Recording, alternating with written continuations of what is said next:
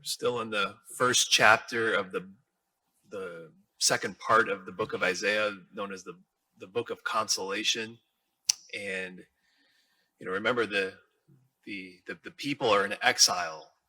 They've been in exile for a while. They're suffering. They have suffered. You could say like they're scattered. There are people who are scattered. Like they're scattered in mind. They're scattered in soul. We could say that their morale is crushed.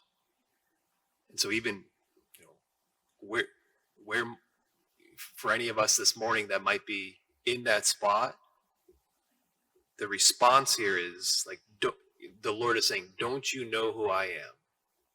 Don't you know what I can do? Don't you know what I can give? And he says, God does not faint nor grow weary.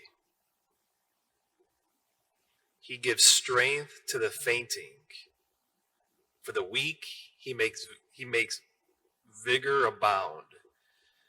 Where even in what spots in our hearts even are we fainting, are weak? I mean, there's just these words here, right? That they that have hope in the Lord will renew their strength. They will soar as with eagles' wings. They will run and not grow weary, walk and not grow faint. Like God wants our strength to be renewed. And I think, the gospel, the pairing of the gospel is Matthew 11, come to me all who are labored and burdened, and I will give you rest. Take my yoke upon me. So again, rest, like that, the authentic, lasting rest is not something that we can grasp and like get for ourselves. We're not talking about the rest of like putting our feet up in the air, which we need, but the rest of soul, that is something that we can't get. That's something that's imparted to us by the divine. And so being yoked with God, being in communion, our soul in communion with the divine is the thing that heals. It's the thing that brings the lasting rest. Union with him, yoked with him, the soul is healed. And so what's the move for us? Come to me, he says. Come to me. And what does that look like practically? It looks like a deep sharing with the divine, with a person. It's a deep sharing. And in the deep sharing, it's a deep receiving. It's receiving the divine life in my soul, which brings rest. And,